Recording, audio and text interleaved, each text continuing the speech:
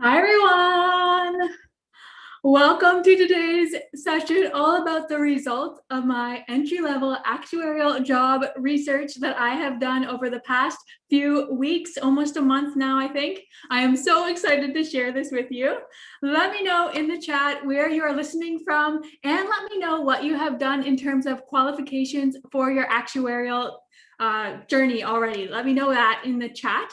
Right down below, there's a button that says chat, and that's where you can let me know where you are listening from and what qualifications you already have. If you don't have any for your actuarial career yet, that is totally fine. I'm glad you're here very early on in your actuarial journey, but please do let us know.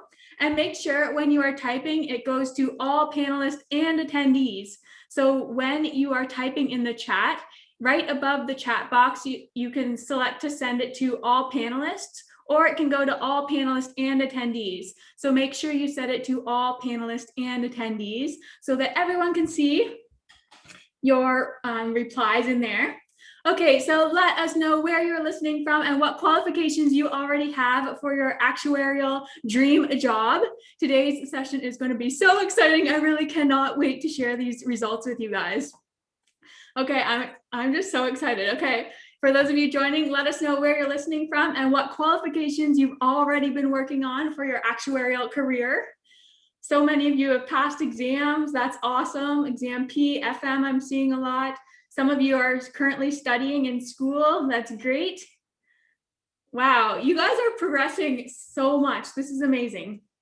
And you guys are from all over Canada, the US.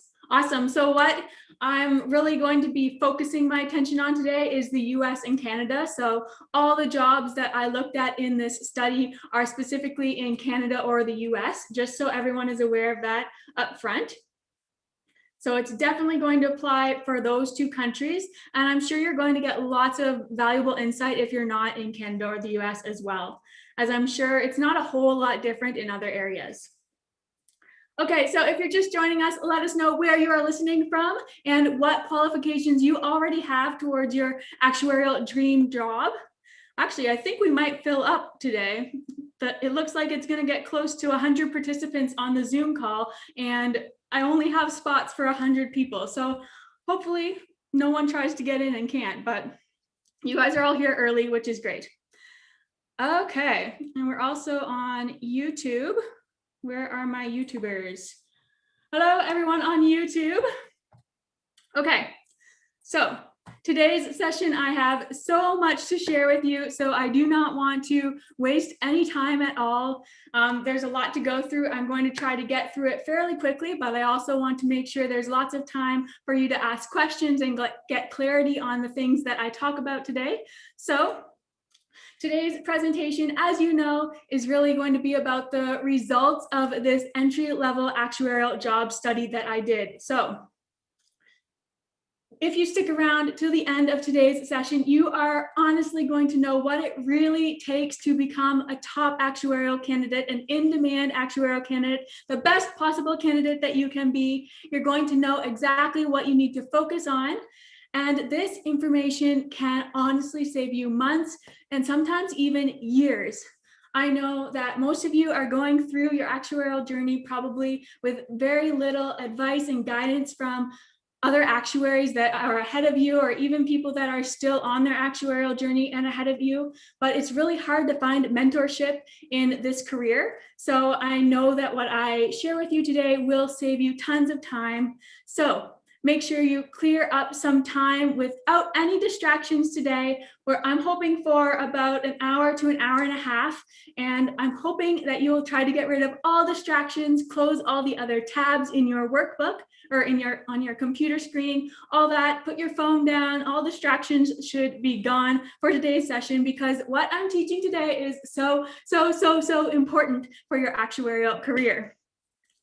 Okay, so for those of you that don't know me, I'm sure there are a few of you here that have never been to one of my live sessions before, actually probably quite a few of you. If you aren't familiar, I'm Bria.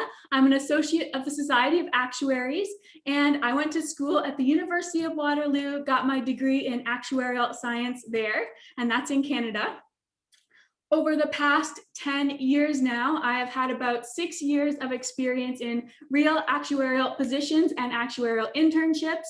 And the other 4 years, or a bit of a combination where I was doing both, but those other 4 years were really helping aspiring actuaries like all of you achieve huge milestones in their careers. Things like, well, I'm not going to talk about them because a lot of what we're going to talk about today are things that are in today's presentation, but so many milestones I've helped members of our Actuary Accelerator community achieve, and we will be talking more about that as well. So basically that is what I've been doing for about the past 4 years, is helping entry-level actuaries or people that are trying to get actuarial jobs, passing exams, all that sort of stuff, and helping them achieve that goal, because I went through it and I know it's not easy. It's a long journey. And like I said, there's really not a lot of support and guidance out there. So my mission is to really help you guys succeed as quickly as possible and more reliably. I know a lot of people start out their actuarial career and end up feeling frustrated. They feel like they failed and they just don't progress. And then they end up giving up on this amazing career when really all it took was some guidance and mentorship so that they actually knew what they needed to do.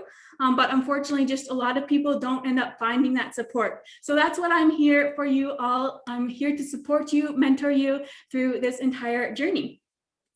So you can probably imagine in doing all this, I get a lot of questions about the qualifications that actuaries need in order to get their first entry-level job. And I honestly get questions every single day about this. So what I did was I decided to put an end to all the confusion, all the myths out there. Honestly, I feel like there's a lot of misinformation on the internet about what you really need in order to become a good entry-level actuarial candidate and get your first full-time job. There's a lot of information and a lot of different opinions, all that sort of stuff. So I thought, data doesn't lie. I decided that I was going to do a study of entry-level actuarial jobs and actually see what the data says. I collected information from 100 entry-level actuarial jobs. They're all current jobs that you could apply to right now in Canada and the US. And what I did was I collected data from all of those different positions. I compiled it into one big Excel worksheet, and then I made some crazy conclusions. I found out what really matters in terms of your qualifications. And now we have real, unbiased, data-driven proof about what employers are looking for. And that's what I'm going to be sharing with you today. So if you are excited about this, put a big TU in the chat, thumbs up. What I'm going to be sharing with you is honestly going to change your approach to your actuarial journey. It is going to save you lots of time, like I said, so please pay close attention.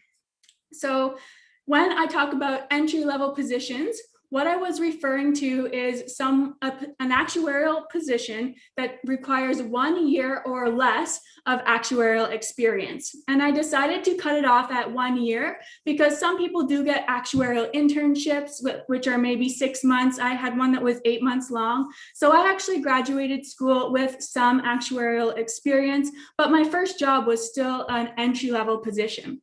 So entry-level positions in this case are considered to be any actuarial job that requires 1 year or less of actuarial experience. Now, I do want to tell you that the majority of the jobs I looked at required no actuarial experience at all. So don't feel like you have to have actuarial experience to get any of these jobs. That's not true. Okay, so did we get a lot of thumbs up in the chat? Yes, it looks like we got some. I guess the rest of you are not ready. Get TUs in the chat, please. I only saw 3 there for a second, but now they're all coming in. Okay, great. Okay, so just so that you know, how do I get rid of that? Okay. Oops, lost my spot here. So just so that you know, I do have some notes on my computer screen because I don't want to forget to tell you anything. So if you see me looking down, that is what I'm looking at. Throughout the whole training, I will be taking questions. Try to keep your questions related to what I've talked about. The best place to ask questions is down below in the Q&A box. If you are on Zoom, if you're on YouTube, Sometimes the chat gets pretty busy in there and it's hard to find questions, but I will check in there as much as I can as well. But for our Zoom members, right down below, there's a button that says Q&A, and that's where you can ask your questions. And the most likely questions to be answered are going to be the ones that are related to what I was talking about. Okay. So today we are going to be talking a lot about the actuarial career, and I already mentioned to you that I have already helped tons of aspiring actuaries reach milestones in their careers, and I've done that in my Actuary Accelerator community. So this is basically a place where you can learn exactly how to start your actuarial career, all the steps in between that you have to take in order to grow into an in-demand actuarial candidate, and then get your first full-time job. So since I have already helped so many people in this area, I've created tons of resources in the Actuary Accelerator community. And I'm going to be referring to many of those in today's session. So I am giving everyone here 1 month for free in the Actuary Accelerator community. So really quickly, I'm going to share my screen and show you how you can get access to the Actuary Accelerator community and get your first month for free. Now, the Actuary Accelerator community is not a requirement to attend this session. You're still going to get lots of value if you don't decide to join. It's just that there are lots and resources in there that can go into much more depth than I'm going to be able to go into today. So let me share my screen with you. And actually, first in the chat, I will put a link to where I'm going to go so that you can, I'm trying to get it right here, so that you can follow along and also get your month for free. So I'm putting that into the chat right now. I saw someone on YouTube asking how to get into the Zoom meeting. If you go to the actuarial.com website, and at the top of any page, you're going to see a way that you can sign up, register for the session. And then when you register, you'll get an email telling you how to join the Zoom session. But there's not many spots left on it right now. Okay, and on Zoom, I'm going to put a link in the chat right now so that you can follow along. So that is a link to the Actuary Accelerator community. So the page that I linked to looks exactly like this. Now this page shows you all the information, tells you everything you will possibly want to know about the Actuary Accelerator community. But since I'm going to be showing you inside a lot today, you're probably not going to really need to read through that. However, if you want to, definitely feel free to. But for now, I'm just going to take the shortcut and click this button that says Join the AAC. Now, when you click on that button, you're going to come to this page. And just so you know, after your first month, if you decide to continue, and there's absolutely no obligation to at all, you can cancel your membership at any time, even if you want to cancel before the end of your first month is up. After your first month, it will be $59 per month. I also want to let you know that on day 27, so a few days before the end of your first month is up, I'm going to send you a reminder email letting you know that your first month is almost up. And at that time, you can decide if you want to remain a member or if you want to cancel your membership. It's super easy to cancel. There's a button inside the members area and you just fill out a quick little form and then you can cancel your membership. So it's really easy. So then you're just going to scroll down here. You can put in your name and your first name, your last name. And this is the most important part right here. When you see this button that says have a coupon, click it. And then the coupon code for today is results. So if you put the coupon code results into that box and then click out of the box, you're going to see that it automatically applies a discount. So at the top, you're going to see that you get 1 month for free, and then it's $59 per month afterwards. And right here, you're going to see that your first payment is $0. And then you can, if you want to pay with credit card in future months, there's no payment right now, but in the future, if you'd like your payments, if you decide to continue to come out with credit card, then you can put in your credit card information here. Or if you'd rather go through the PayPal system, you can click PayPal, and that will take you through the PayPal checkout system. Then once you've done that, you can click become a member, and you're going to get access to all the resources in there that are specifically designed to help aspiring actuaries become amazing actuarial candidates and get their first full-time job. And again, it's not necessary to join. You absolutely don't have to. I just know there's so much valuable information in there, and it's going to be able to help you go beyond what we're able to cover in today's session. Okay, so I'm going to stop sharing my screen now. I hope many of you were able to get in there. If you have any questions or troubles getting in, just let me know, put it in the Q&A box, and I'll try to get to those. Okay. So now that you have that, we are going to get into the first crazy fact that I found during this study that I did. So 100 entry-level actuarial jobs. This is one of the biggest and most important things that I figured out during this study. So honestly, when I was in school going through my actuarial science program, I used to believe, and I think this is still a very commonly believed myth, that actuarial exams are basically the most important thing that you can be doing in order to get an actuarial job. So most people recommend 2, 3, sometimes even more exams. And when I graduated from school, I had 3 exams passed, and I felt like I was behind everyone else because at the University of Waterloo, it's a very well-known school for the actuarial science program. People were graduating with 4, 5 exams. So when I only had 3, I honestly felt a little bit behind. But this study proves that actuarial exams are not as important as most people make them out to be, okay? I'm going to repeat it because that's so important. Actuarial exams are not as important as most people will make them out to be. So many people just go crazy on exams. They say you have to pass exam after exam after exam in order to be a great actuarial candidate, and the data proves that that is just not true. So we are actuaries here, or aspiring actuaries, and I know you probably love data, so I've prepared lots of graphs for you today so that you can really get a sense of how the data looks. So I'm going to be sharing those with you, of course. So I'm going to share my screen right now and show you the graphs.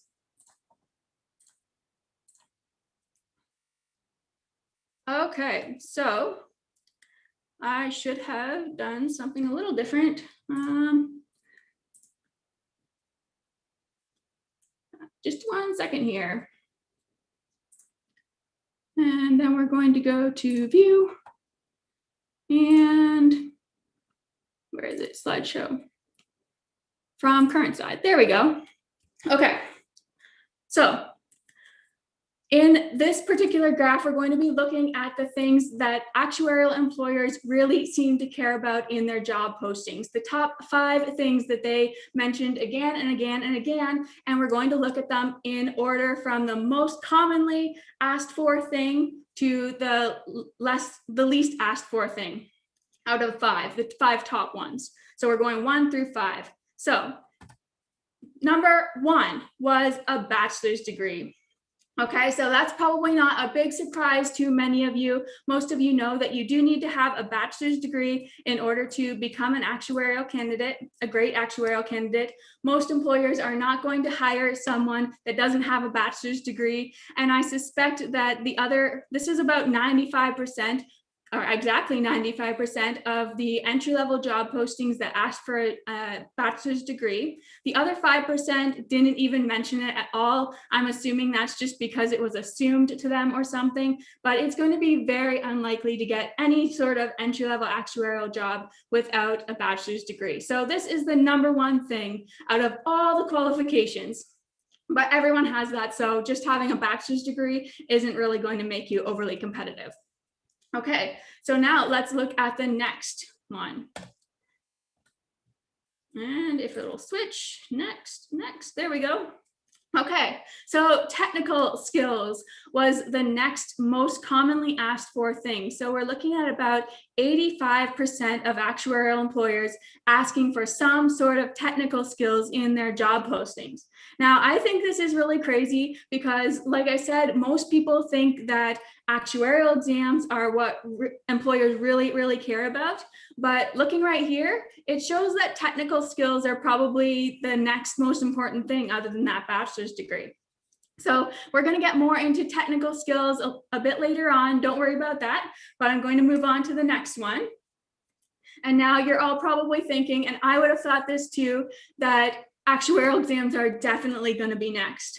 If you thought that, put yes in the chat if you think or thought that actuarial exams are going to be next. Okay, well, surprise, surprise, they are not. Next is communication skills. So I was honestly really surprised to see how many actuarial job postings mentioned communication skills in the description or the requirements of the job posting. So I shouldn't have been surprised because I know how important they are, but I didn't realize how much of an emphasis actuarial employers are putting on this. So when you see that about 75% of employers are specifically stating in their job posting that they want someone with excellent or great or superior written and oral presentations or speaking or communication skills, written and oral communication skills, then it starts to stand out because I was seeing this over and over and over and over again. And it's something that really came out of this study for me. And it's not something that I've really talked about a lot before, is the communication skills, but they are definitely important. And it's something that you need to work on in order to be one of the best actuarial candidates out there. Communication skills are really important. Okay, so that was third. And now if you're thinking the actuarial exams absolutely have to be next, then you would be right. Actuarial exams are next. So it's not very much lower than the communication skills. Actually, there was only one less employer that asked for exams than asked for communication skills. So these two are very closely tied. We're very close.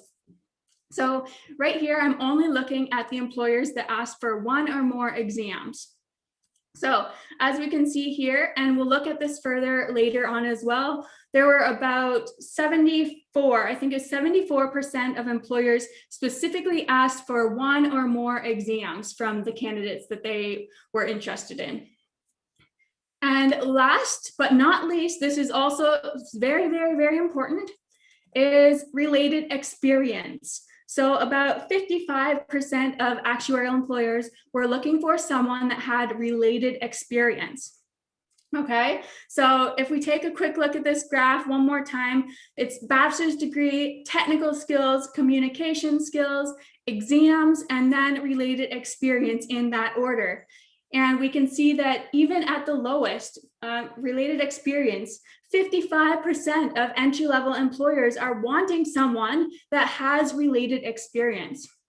So I think this is really important data to consider, especially when you're going to apply for actuarial positions and when you're just preparing yourself to become the best candidate that you can be so that you can get actuarial jobs. Okay, so stop sharing that for now. And there are lots more graphs, don't worry about that. Okay, so I think when we look at this graph, what we see is the majority of employers are emphasizing the bachelor's degree. I don't think that's too much of a surprise. The technical skills, they surprised me a bit because I did expect for actuarial exams to be higher or more employers wanting actuarial exams than technical skills, but I'm pleasantly surprised that that's not the case. So I think technical skills are really something that you need to emphasize when you are going to actuarial interviews. It's something you really need to be focusing your time on because they are so important. And I do have more information about technical skills coming up. There was a lot of information, really interesting information that I learned about those as well in terms of what employers are looking for. So communication skills are very close to actuarial exams. So I think those are about equally important to focus on. And although related experience was only 55%, I still believe that in order to be one of the best candidates out there, related experience is going to help you so much. And really, the best candidates out there will have all 5 of those things. They'll have the bachelor's degree, the technical skills, the communication skills, at least 1 exam passed, and they'll have related experience. And that's what's going to make you one of the best candidates out there. And that's because it's basically going to make you eligible for the most number of jobs. Now, yes, there are some other requirements, but overall, we're seeing that the majority of employers are wanting those 5 things. So if you can get those 5 qualifications, it's really going to increase your chances of getting a job. And another little secret, a lot of people aren't doing that. So many people focus on exams, and that's all they think that matters, but that's not the truth. We can see it from the data. Actuarial employers care a lot more about other things, or equally about other things, than just your exams. So if you are someone that has been putting a lot of emphasis on your exams, it's time to take a step back from exams for a little while. If you're already in the midst of studying for one, that's okay. Finish studying, pass it, but then remember that there are other important things that you need to be working on. Okay. Next, I just want to make sure I didn't miss any notes here. Okay, we are good to go. So I know all of that can be a little intimidating, that learning that you have to know all that stuff or have those qualifications in order to be one of the best candidates. Don't worry, I will talk more about the AAC in a bit, and I'll show you how you can gain those qualifications using the resources in the AAC.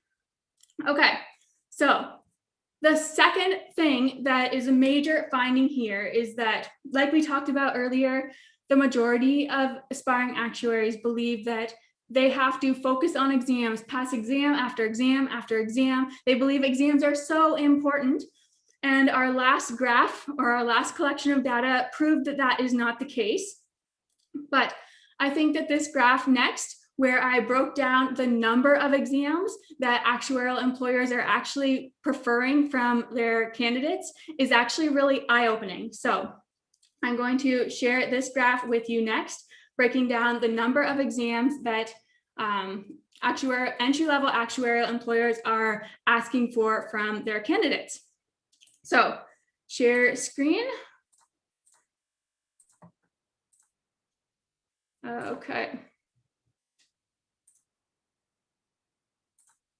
Okay, so here is the graph of the minimum number of exams required from these entry-level actuarial positions. So this very light gray right here, those are the percentage of employers that did not even specify exams on their job posting at all. So we can kind of just ignore those ones. This right here, a bit darker gray, those are the employers that were specifically said that they were okay with hiring someone with 0 exams, like no exams. So that was about 10% of the employers. This big blue chunk here, those are the employers that were asking for at least 1 exam, so a minimum of 1 exam. And then here we move to a minimum of 2 exams, a minimum of 3 exams here in the dark gray. And then this skinny little black one here is for employers that were asking for 4 exams or more.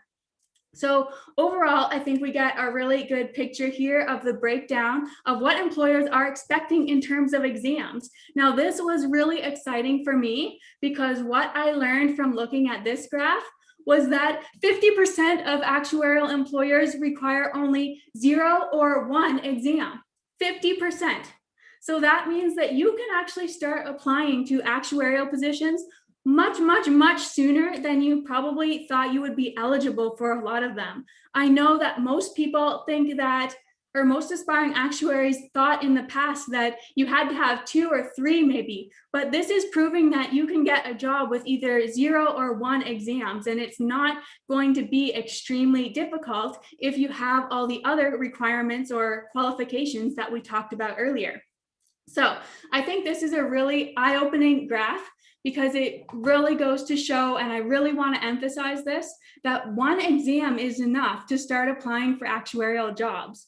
And for many people, passing one exam takes about 4 months maybe. So that means if you go ahead and get the other qualifications and then you pass one exam in 4 months, you are going to be eligible for about 50% of these actuarial jobs. Or even if you are someone that has worked really hard on gaining those other skills that we talked about earlier, the technical skills, the related experience, the communication skills, and the bachelor's degree.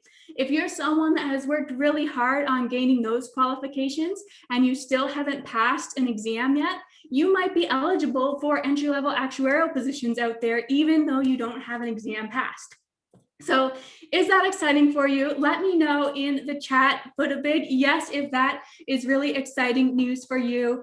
I was really excited to hear this for you guys because I know that exams is something that holds a lot of people back. Okay, so yes, tons of you are so excited about this. If you have any questions about what I've talked about so far, make sure you put them in the Q&A. I will take some questions right now.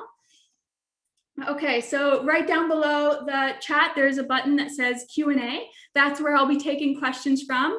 And remember, if your questions are related to what I've been talking about so far, those are the questions that are most likely to get answered. If you're on YouTube, I will try to find your questions in the chat. And again, try to keep your questions related. Okay, I think the YouTube chat is a little bit behind, unfortunately. Okay, so questions here. I have to make sure these are related first.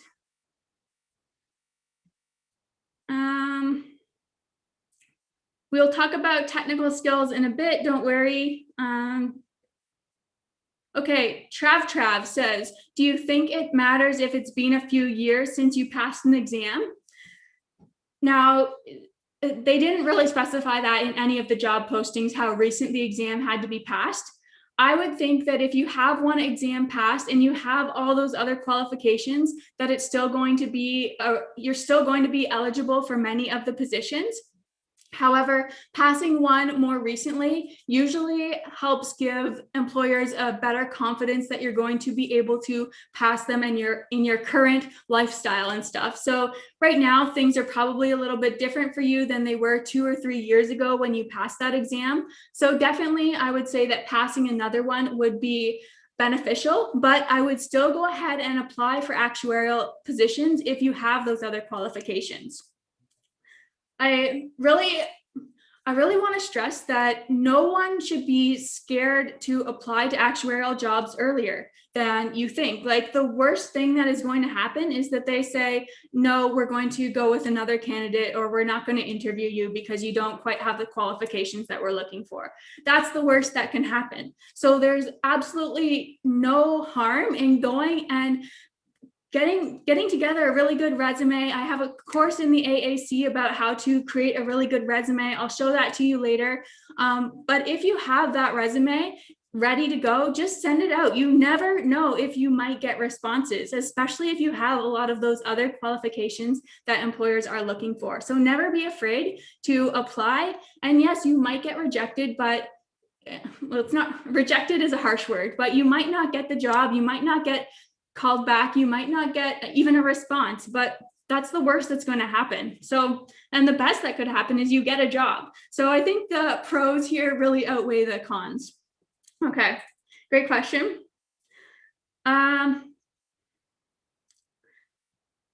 So is the data based from jobs in the US or Canada or both? So I mentioned earlier that all the jobs that I looked at were Canada or US jobs. However, I think a lot of what I learned is going to help you even if you're not working in those areas, in other areas. Sorry, it's going to help even if you're working in other countries. But just because I don't have a lot of experience helping people get jobs in other countries, I don't want to say for sure. I love the resume course in the AAC. It helped my resume greatly. Thank you, Kyle. That is so good to hear. If you have questions, I'm seeing some questions in the chat. Please try to put them in the Q&A so I can keep them all separate. I'm going to take one more question for now. At the end, I have saved some time for other questions, so I'll try to get to as many as I can, but already there's like 20 questions in there, so I won't be able to get to them all, but I'll try my hardest. Okay, is underwriting good related experience? That's a question from Barris. Hopefully I'm pronouncing that right. Is underwriting a good related experience? I would say absolutely yes, it is. A lot of the positions were suggesting that insurance related experience would be very beneficial. So underwriting is obviously insurance related, so I think that would be a great position. And actually in the AAC, we talk about stepping stone positions. And that's what I usually recommend you do, is get a stepping stone position to help you get related experience. So later, actually, we can just go into the AAC now so I can show you some of those things. But yeah, so if you get a stepping stone position, an underwriting position would be great for that. It'll help you gain some of that related experience and the communication skills. It often helps in a lot of different areas. So okay. So let's go into the AAC for now, so I can show you where the resources are that that will be helpful in what we've already talked about. So we've talked about your bachelor's degree. I don't really help give out bachelor's degrees in the AAC. I don't think, well, I'm definitely not qualified to do that, unfortunately. So bachelor's degree is something you're going to have to get through an actual university or something. But the other things, technical skills, communication skills, the exams, and the related experience, those are all 4 things that we emphasize and help members of the AAC with. So honestly, you can do a lot of this on your own. There's absolutely no obligation to join the AAC. You can find resources elsewhere, but I do believe, and this is really what I wish was around when I was going through my own actuarial journey, by following the plan in the AAC, it will help you get to your actuarial dream job quicker and easier and more reliably. Like I said, a lot of people end up trying and they just don't know exactly what steps to take. So it ends up being really difficult for them. They end up giving up because they just don't feel like they're making progress towards getting their actuarial job. But in the AAC, we have a whole step-by-step plan for you to follow, so you know exactly what to focus on. And it kind of takes the overwhelm away out of all of this, because I'm sure when I told you that you have to have these technical skills and the exams and the related experience and the communication skills, it might have been a bit overwhelming. I don't want to overwhelm anyone. My real goal here is to help make this as simple as possible for everyone. So in the AAC, if I share my screen with you here. Okay. So in the AAC, it looks like this. So right when you log in, you're going to come to a page that looks like this. It's actually the Start Here page. First off, there's going to be a link where you can figure out how to join our WhatsApp group. We have a group there in here that's for members only on WhatsApp.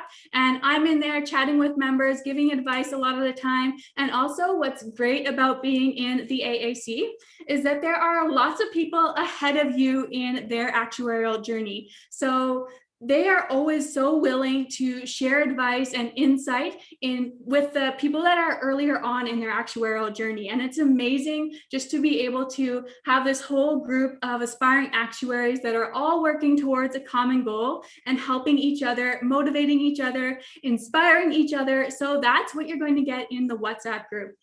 So definitely take some time to watch that video so that you can learn how to get into that group. But aside from that, this right here, when you go to the overview, is where you're going to find our Actuary Accelerator plan. And basically, this is the step-by-step plan that I showed or mentioned to you earlier. So this video explains it in much more depth than I'm going to be able to. But there are basically these 5 phases that we help members go through. So they go from beginner to rising to intermediate candidate to top candidate, and then eventually get their first entry-level actuarial job. So as you go through each of these different phases, you're going to become a better and better and better and better candidate, all the way until being a top candidate and getting your first actuarial job. So with each of these different phases, we provide you with different modules. And in each module, in each section, there are different modules to go through. So let's just say you are someone in the rising candidate phase. And this video here will help you figure out exactly what phase you're in. So don't worry about that. But let's just say you're in the rising candidate phase. So when you go to the rising candidate resources, what you're going to find is there are some specific modules to go through. And here there's specifically 4 modules that you go through. And as you complete each of these different modules, you're gradually going to become a better and better and better candidate. So if you just keep working your way through these different modules, by the end, you're inevitably going to be an amazing actuarial candidate. So as you go through each of these, you're going to be completing the different things like technical skills. You're actually going to learn technical skills. You're going to learn how to make your technical skills stand out. You're going to learn things like communication skills. Actually, that's something we're going to be adding more of into the AAC just because of this study is communication skills.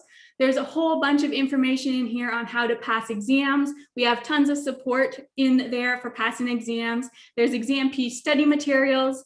And in terms of related experience, that's a module 2, is how to get that related experience, how to get your stepping stone job, how to create a really good resume that will help you get that stepping stone job.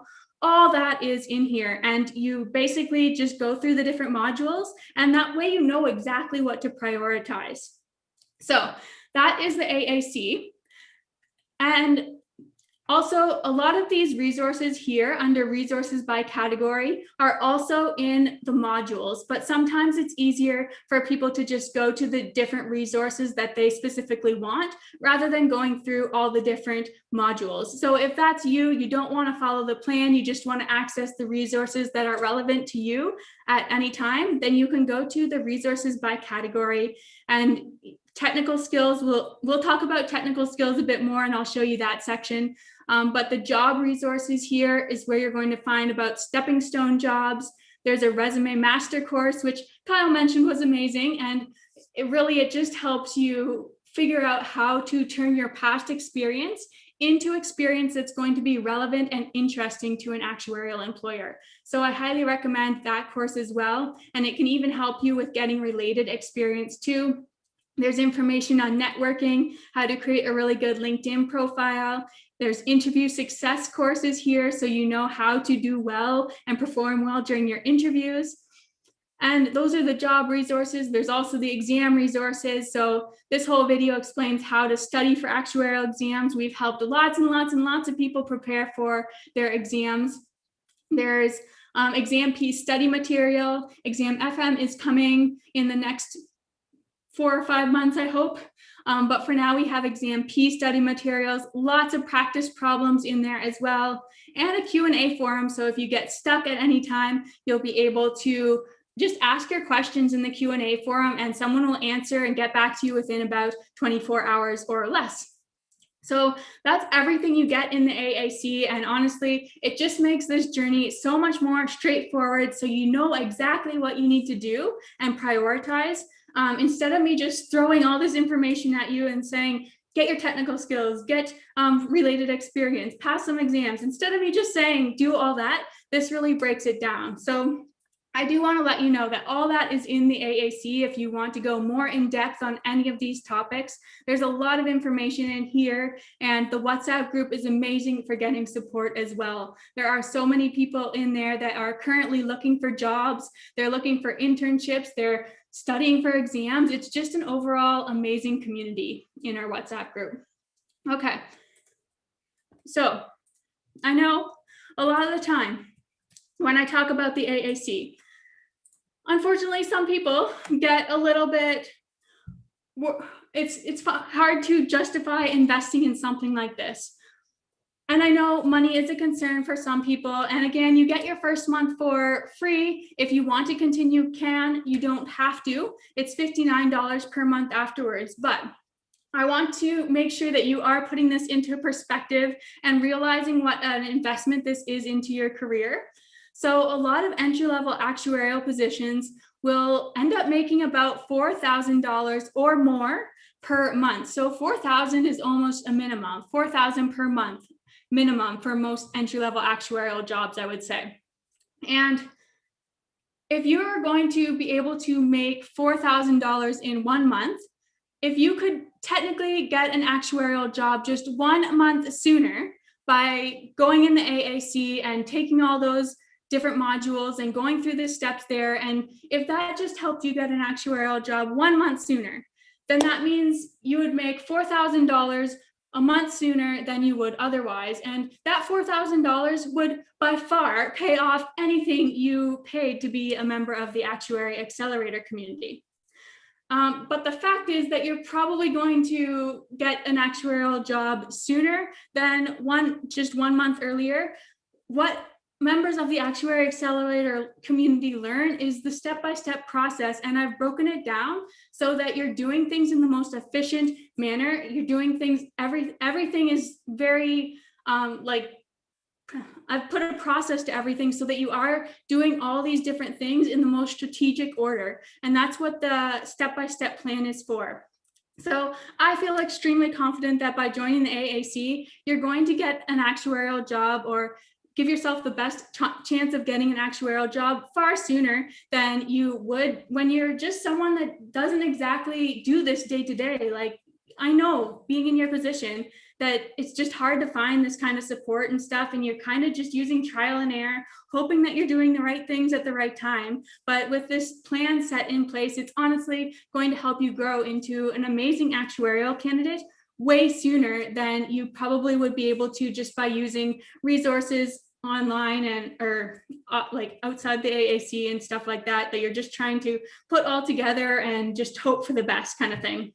So I know it's an investment, and I hope you're willing to see that this is your career. It's going to be life-changing for you when you get that actuarial job, for you and your family, I would say. I know a lot of you are doing this because you want amazing futures for your family and for yourself. So just consider that when you're thinking about the investment. I know it can be difficult at this stage to see how an investment like that can pay off, but it really honestly will. Just the motivation that you're going to feel by being a member is just going to help you push through this even faster. When you see other people going through this, doing the same things as you, and other people that are there to support you, it really makes this so much easier, and it just gives you so much motivation and inspiration. And that's really what the AAC is about, is helping you get there more reliably, faster, and just giving you the community of other aspiring actuaries doing this at the same time. Okay, so that is the AAC. Now I have lots more to share with you. So next we're going to get into the technical skills. Oh, and by the way, I put a link to the chat in the chat earlier on to the AAC. And just in case you didn't find it, I will put it in again now. But the coupon code to get your first month for free is RESULTS. RESULTS, RESULTS, and I put that in the chat as well. So you can get that for free first month. Okay.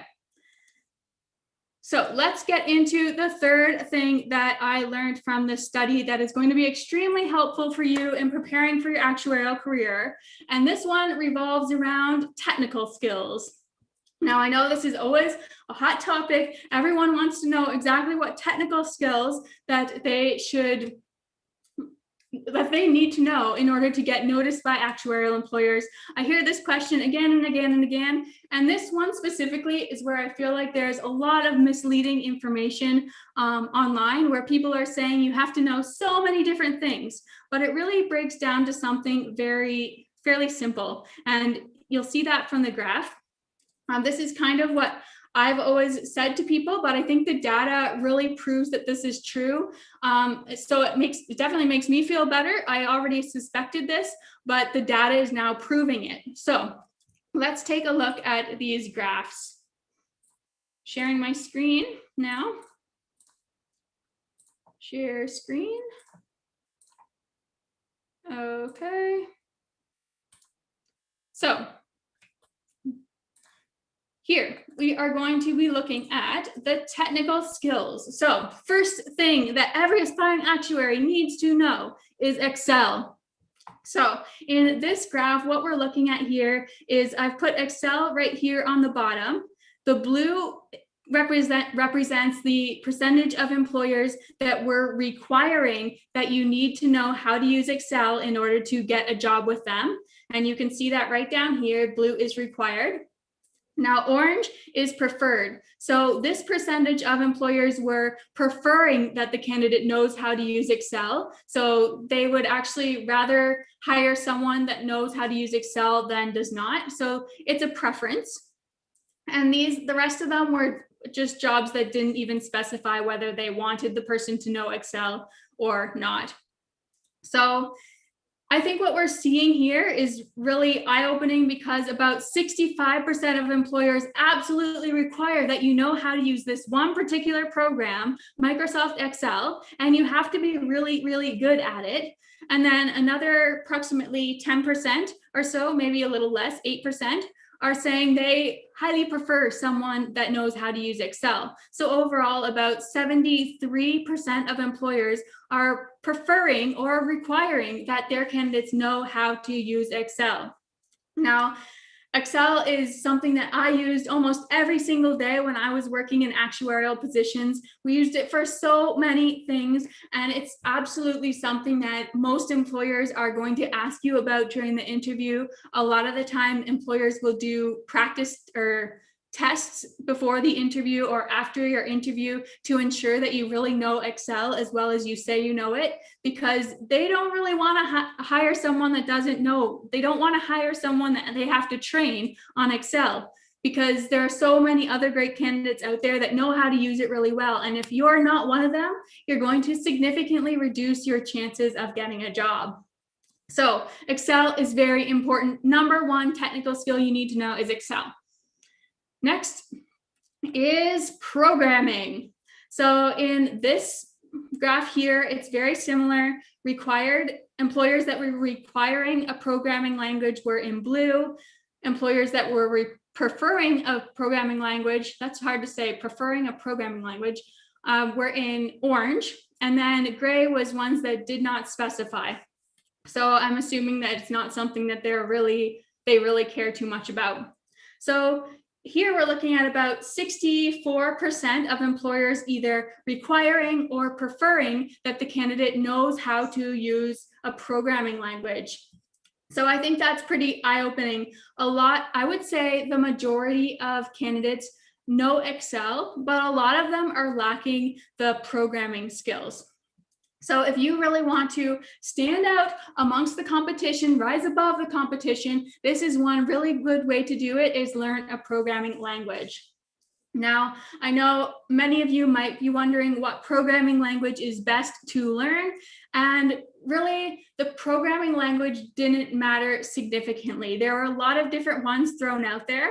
But the good thing is that if you know one programming language, then it's fairly easy to pick up another programming language. So let's just say, for example, if you knew how to use Python, then if you know that one, then it's going to be fairly easy to transfer your knowledge of Python to a different coding language, let's say VBA. So don't worry too much about what programming language you learn. What really matters is that you know a programming language. And if an employer asks you about a language that you don't know, then here's what you say. You say, I don't know that programming language, but I do know this programming language. And I've also heard that it's very easy or fairly easy to pick up another programming language once I've learned one programming language. And you also have to reiterate that you're a quick learner and you're willing to go above and beyond and learn that, maybe even outside of company hours. And if you just say that, I highly suspect that most employers will be perfectly fine with that. So don't get too caught up in exactly what programming language to know. Some of the most common ones, if you're curious, which I know you were VBA, Python, SQL, R, and SAS. I believe those 5 specifically were the ones that were most commonly required. And if you missed those, it was R, Python, VBA, SQL, and SAS. So if you know one of those, I really honestly believe that you are good to go in terms of this requirement. Okay. So Do you have any questions about that? Let me know in the Q&A box. If you're on YouTube, I will try to check there a bit later. Let me know if you have questions about the technical skills. So in the Actuary Accelerator community, learning Excel has always been something that I've highly emphasized because, like I said, I used it 99% of my days at work. So if you're in the AAC, I'll show you exactly where you can go to get those resources. So if you go to resource by category and then go to technical skills, here we have a whole training about what technical skills really matter, although I've pretty much summarized it here for you: Excel and one programming language. And in here, if you are a complete newbie to Excel, have no idea how to use it, we have courses in here that go from the very beginning stages or very beginning newbie level of Excel. Maybe if you haven't even opened it up at all, don't know any of the terminology, the sessions go from that all the way to advanced level Excel, and then we go into VBA as well. And if you don't know, VBA is a programming language that you can use to automate tasks in Excel. And because VBA is used with Excel, that's actually the language that I most commonly recommend, is to learn VBA, because since actuaries are using Excel all the time, it just makes sense to know how to use VBA so you can really automate tasks in Excel. I use VBA all the time in my actuarial position. So yeah, these courses right here will teach you Excel and some VBA. There's also projects in here. So one thing I didn't mention is that taking a course in Excel is usually not enough to impress employers. They want to see that you can actually take what you've learned in a course and apply it to the real world. So here's what I recommend you do. First, take the course on Excel, learn how to use it, follow along. I actually teach it while we're going through an actuarial example, so you'll learn Excel in an actuarial context. And then what you should do is go to these projects and actually try using the skills that you learned in the Excel courses and apply them to actual projects. These are actuarial related projects as well. And that's going to make sure that you can actually take everything you've learned from the course and like combine it all in your head, figure out what you actually need to do in order to use that Excel knowledge for applicable, like real life projects. And then you can take it one step further. And this is honestly the best thing to do if you want to stand out for in terms of actuarial employers, is to go out into the real world and use your Excel skills. That's going to take it up a notch and going to help you become an even better actuarial candidate. Now, don't worry, we talk about all this in the AAC, exactly how to go through those different stages. Don't worry about any of that, but I just do want to let you know that taking an Excel course does not qualify you as knowing how to use Excel. You have to go beyond that. Okay, there are also this Python course. So Python is a coding language that is becoming more popular for actuaries. It was one of the 5 that I mentioned. And you can access our whole Python coding course here if you choose to learn that programming language instead of VBA. Okay, so I have one more amazing finding to share with everyone. This is the bonus because, well, you guys all came live, and I agreed to give a bonus tip to everyone that showed up live. So let's move on. Oh, I said I would take some questions. I'll do that first.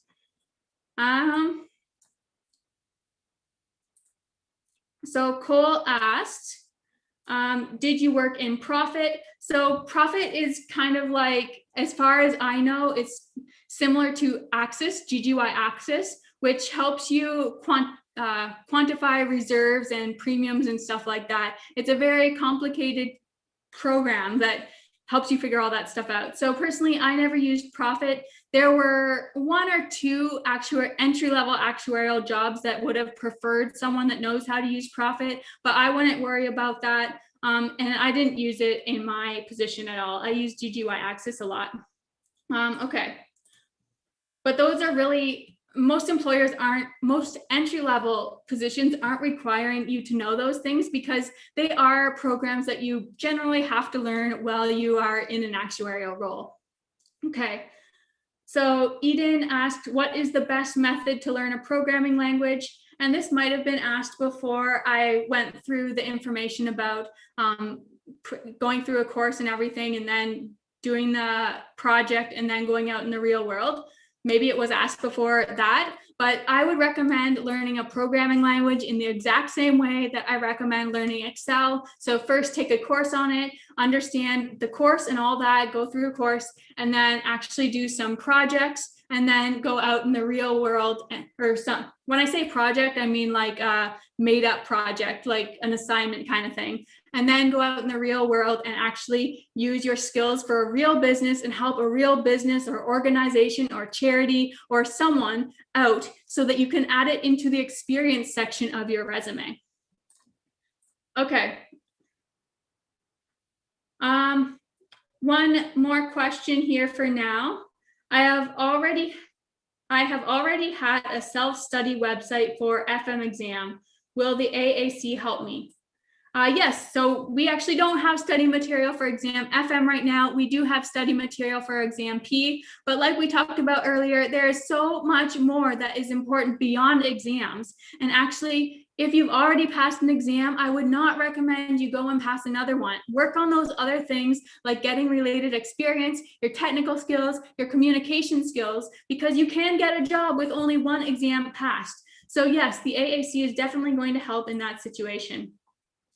Okay, let's move on. I will take some more questions at the end. Don't worry, I'm going to stick around for a while and answer questions. Okay. So now, tip number 4, and this was a really important one that I didn't really have any previous data on, so I didn't know what to expect. But many aspiring actuaries don't realize the importance of soft skills. And actually, this is one of the secrets to marketing yourself really well and being a great candidate, is to emphasize the soft skills that you have. So a lot of the time, entry-level aspiring actuaries, I guess would be a better term, they think that their prior experience is not really going to help them get a job. But a lot of the time, from prior experience, you've developed some soft skills that you can actually put on your resume and will help you become a better, or prove to employers that you are a better actuarial candidate. And without getting the chance to work, if employers don't have the chance to work with you previously, it can be really difficult for them to really understand that you have these skills. So it's something you really have to emphasize during your interviews. Now, when I looked at the data, there were 12 soft skills that were mentioned fairly frequently. So I've broken it down, figured out the top 4 soft skills that employers were asking for, so that when you go to make your resume, or when you go to look at stepping stone positions, you know what types of soft skills that you want to mention. And I always encourage you to go to the job posting and see specifically if they ask about certain soft skills on the job posting. But if you have these 4 soft skills, then you're probably going to be in a fairly good position for a lot of actuarial jobs in terms of your soft skills. Okay, so let me share the graph with you. And actually, I do think that even if every actuarial candidate didn't ask for all of these, and that's the case, like there were 12 skills that I saw come up fairly often, and there wasn't one job that asked for all of those 12 skills. But what I would imagine is that most employers are actually looking for someone that has all of these 12 skills, but they're just not going to find someone that has them all. It's just the ideal candidate will have as many of these as possible. And even though they don't mention it in their job posting, that doesn't mean that they're not looking for it. Okay, so I'm going to share my mouse is acting really oddly right now, of course. So I'm going to share my screen. And then you'll be able to see the graph. Share. Okay. Oh, now we're back to technical skills. Okay. So here is the first soft skill that employers were looking for. Prioritizing and multitasking. So many of the positions mentioned that there were going to be a lot of different projects, and the candidate had to be able to figure out which project would be the most important to work on. A lot of them wanted to make sure that they were going to be able to work on multiple different projects at the same time, because that's just how actuarial work is. You're often not doing one project and then completing it and then starting another project and completing it. Most of the time, it's that you have multiple projects on the go, or maybe you're trying to complete the month-end tasks at the same time as you have another project going on. So multitasking and prioritizing was one soft skill that many employers asked for. And here we're looking at about 22% of employers were specifically asking for this skill. Next is teamwork. Now, although a lot of actuarial work tends to be individual work where you're working on your own tasks, a lot of the time those tasks are all coming together into one big project. So you're often working on your own, but also working on team projects where all your individual work comes together. So it means that you have to really be able to work well with a team and individually. So teamwork happened to be one of the top soft skills that employers were looking for, but working individually was one that came up quite often too. So it's really important that you're able to work as a team member, but also individually. Okay, next is problem solving. So actuarial employers want someone that is going to be able to think for themselves, problem solve, figure out solutions so that they don't always run to their manager and ask their manager what they think, all that sort of stuff. They want someone that can be independent and think, problem solve through different things, maybe come up with 2 or 3 different possible solutions and bring those solutions to your manager to figure out which one would be best. And that's what happened a lot for me in my entry-level positions, was that I would come up with maybe even just one solution, and I would ask my manager if he agreed that that would be an appropriate solution. He would say yes or no, and then we would talk about it. But it's always important that employee or entry-level candidates show their problem-solving skills and prove that to employers, because it is really important.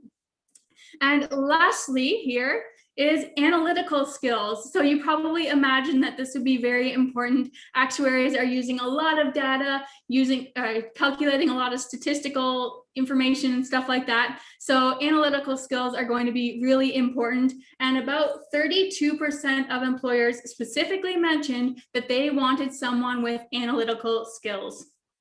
Okay, so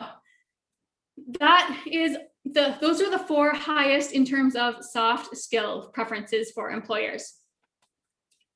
Okay, so now I am going to be answering lots of questions next. If you have asked your question in the Q&A section, that is where I'm going to answer from. If you're on YouTube, I will try to take some questions from the chat as well.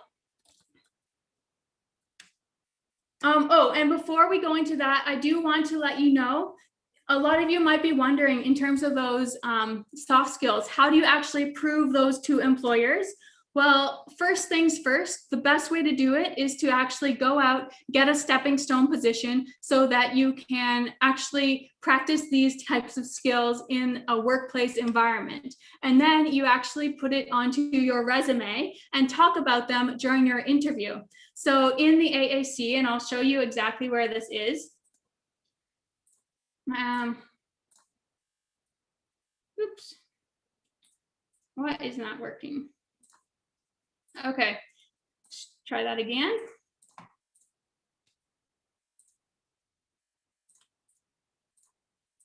So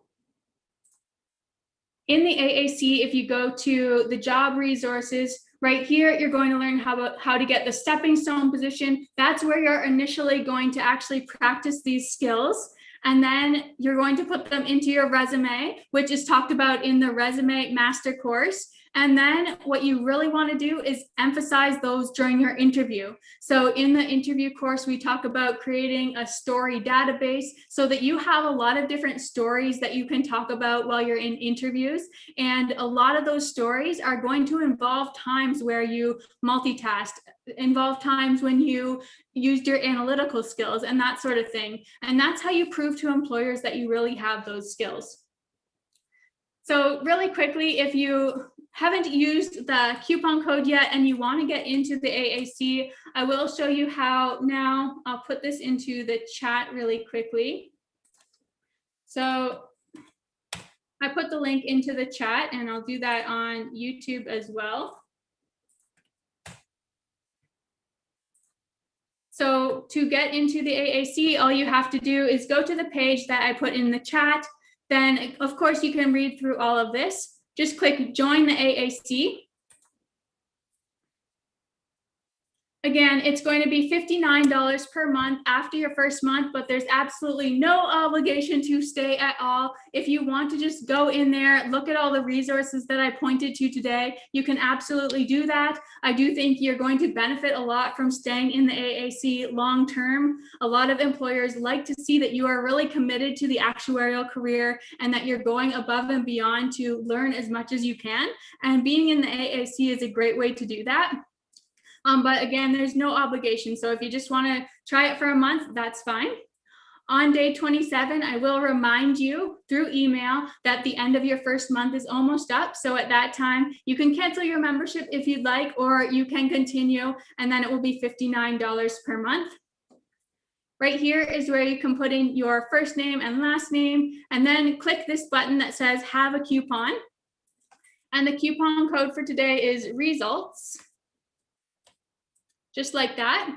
If you put results in there and then click out of the box, you're going to see that it automatically reduces your first month's payment to $0. And up here, it's going to say you get 1 month for free, and then it's $59 per month afterwards. And then you can just fill out this information. If you want to pay with a credit card, you can fill out this Stripe option. If you'd rather pay with PayPal, then you go to the PayPal option, and then that will take you through the PayPal checkout system. And then once you've done all that, you can go to become a member and get access to everything that I showed you right away. So there are tons of resources in there. I did not even get a chance to show you. Just to point out one specifically that a lot of our members like are these interviews with pros. So I've actually gone ahead and interviewed many entry-level actuaries so that you could get a better understanding of what they're actually doing day to day in their actuarial jobs. So these give you a lot of insight into the career, what types of jobs you might be interested in. And there's also lots of interviews with career changers, underwriters, all these stepping stone positions, insurance agent, auditor, and lots of other ones too. So if you'd like to go through those, I think they'd be extremely valuable for you as well. A lot of members like those. Okay, so it is officially question time again. So I'm going to take questions from the Q&A, and I'm just going to answer probably about 5 or 6 and try to mix up the topics a little bit because there's a lot of different questions here. The coupon code lasts until the end of the day tomorrow. However, there are only a limited number of them. It's 35.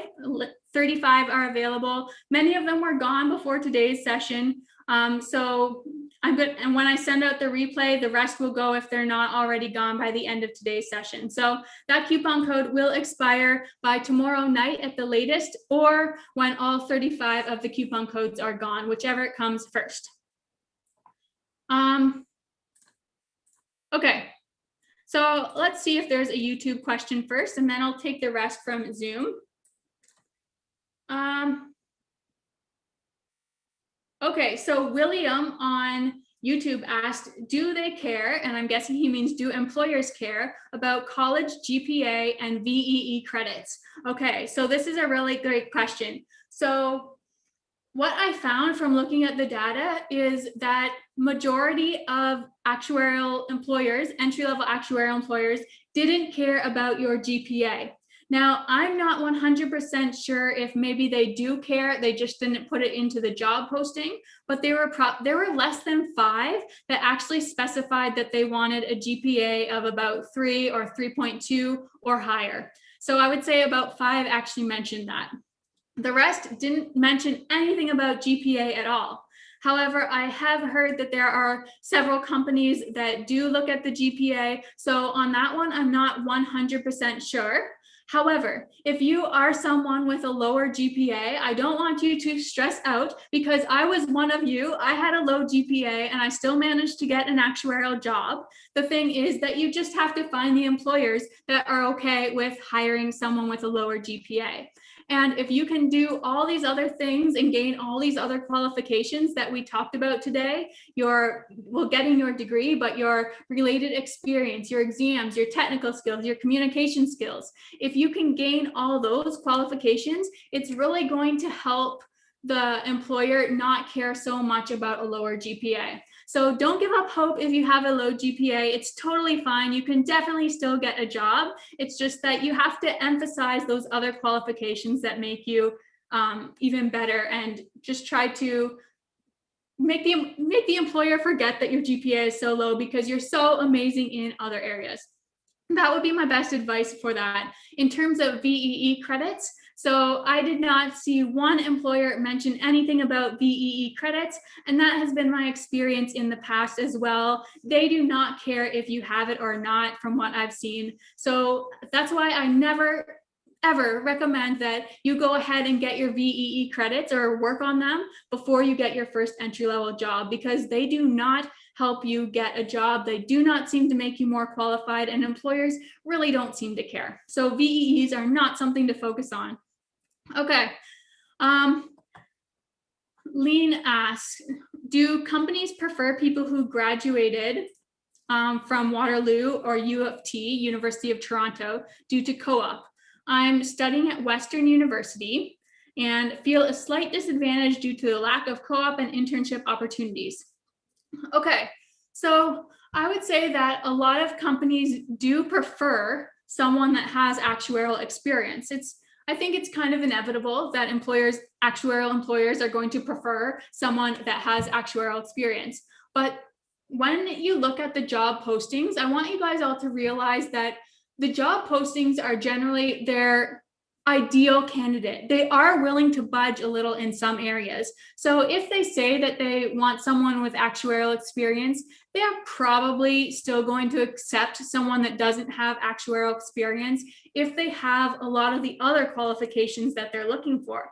So that's why I highly recommend you become a well-rounded candidate. And that means focusing on all the different areas, not just one or two of them. So in terms of companies employers preferring someone that has co-op or internship experience, it's probably going to be preferred, but that doesn't mean that you can't get a job without that kind of experience. It's still possible. I've seen so many people in the Actuary Accelerator community do this, and that's because what I recommend in there is to get a stepping stone position, get your related experience. Related experience doesn't have to be actuarial experience. There's so many other types of jobs out there that are similar to the actuarial career and will give you similar skill sets that actuarial employers are looking for. And even if you don't have an actuarial co-op, you can still go and get one of those related stepping stone jobs, even if it's part-time. And that's going to be fairly good in helping you prove to employers that you have relatively good skills that they're going to be interested in. So I would say that probably companies prefer an internship or an actuarial co-op, but it's absolutely not required at all. You can still get a job without it. I totally understand your concern though, feeling like you're a little bit at a disadvantage because there's all these other schools where graduates are getting these internships and co-op opportunities where they're actually working in real actuarial jobs. But don't worry, that's not a requirement and you're still going to make it for sure.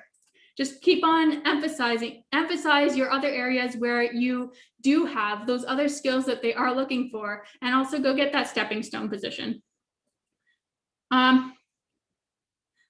Okay, Next question, I'll take one from closer to the beginning. There are a lot of questions here, guys. I wish I could answer all these.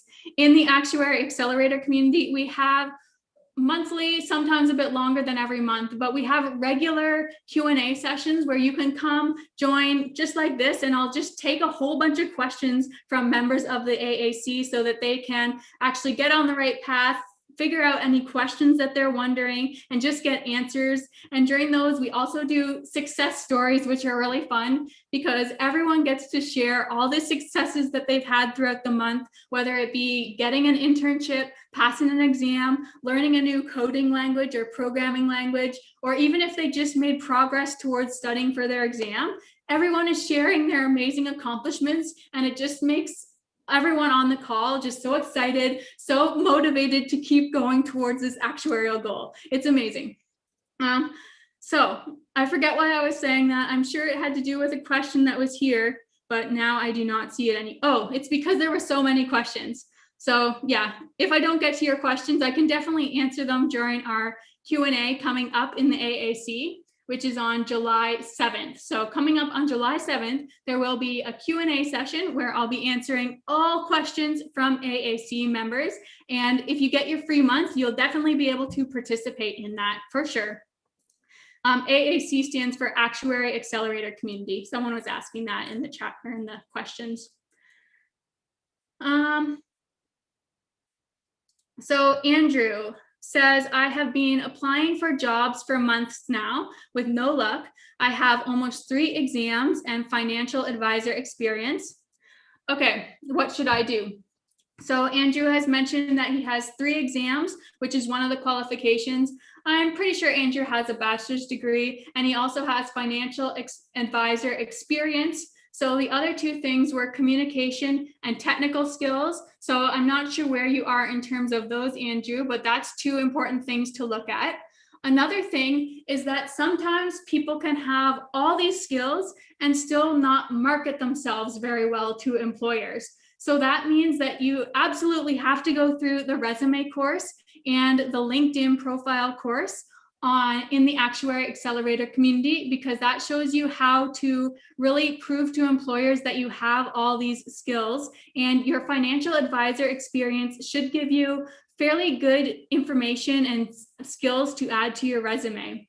So Andrew, that's where I'd go. I'm not 100% sure where you are with your technical skills, your communication skills, and also marketing yourself is so important. You need to make sure you have a really good resume that is proving to employers that you have all these skills. I actually worked with someone a little while ago. It was probably about a year ago, but he used to work in engineering. So he was a rocket engineer. Okay, he created rockets for a living, and he wanted to make the switch to actuarial work.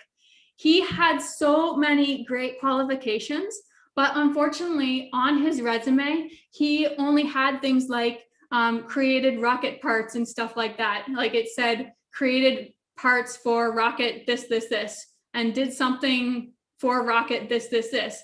But actuarial employers don't know what is involved with creating rockets, and probably neither do most of us, right? On this call, we don't know what that involves. But when I talked to him a bit more, I actually started to see that he had tons of experience. He was doing scenario testing. He was using a lot of statistical data and stuff in his job. But instead of putting that on his resume, he was putting that he worked on rockets. But since employers didn't know what was involved with rockets, they could not make the connection.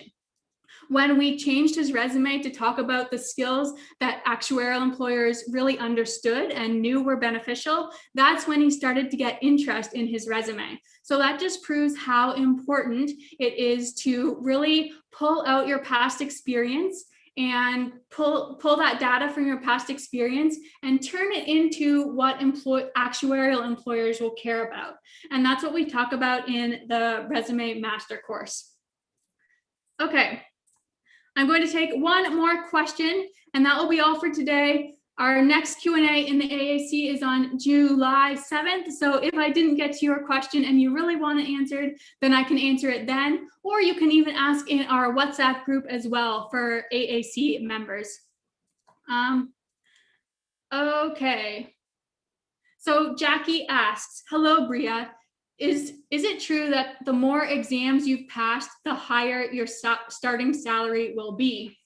Okay, great question. So there does tend to be a correlation between the number of exams that you have and your starting salary. If you look at, there's some actuarial salary surveys out there, and they clearly show that if you have one exam, then you usually get around this level of salary. But if you have two, then your starting salary is usually around here. And if you have three, then it's usually around here. So there is a correlation.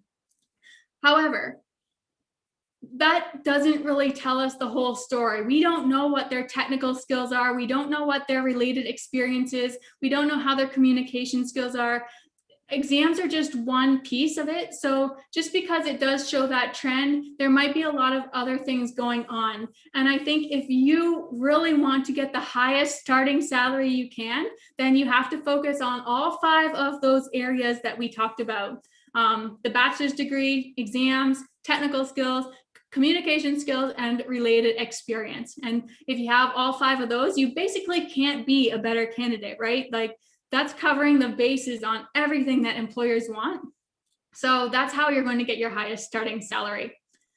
Okay, great questions today. Thank you so much for coming. I hope this helped. Let me know in the chat, what is the biggest takeaway you got from today's session? I would love to know what's the #1 thing you learned. I'm sure there's lots of information that you learned today, but I want to know, what is the #1 thing that you found the most eye-opening that you're going to take action on right away? Javier asked in the chat, what's the bonus tip? That was the tip that we just talked about the soft skills. So I had 3 originally, and the bonus tip was the 4th one about soft skills. Okay, Cole says that tests aren't as important as I thought. The actuarial exams are not as important. VEE courses are not as important. Megan says she learned not to stress about having more than 1 exam pass. That is great. I really wanted you guys to take that home with you. 1 exam is enough for 50% of actuarial jobs. Okay, awesome. So I hope this helped you guys. I am so excited about this study. I think it really opens a lot of eyes, and I'm going to definitely be sharing more information about what I learned on the YouTube channel. So if you're not subscribed there, make sure you get subscribed. It's Etched Actuarial on YouTube. And yeah, so that is all. I will see you hopefully next time, and hopefully in the AAC. Remember to go grab your coupon code to get 1 month for free. I'll put that link in the chat one last time before we go. The coupon code is results. Okay, thank you so much. Bye.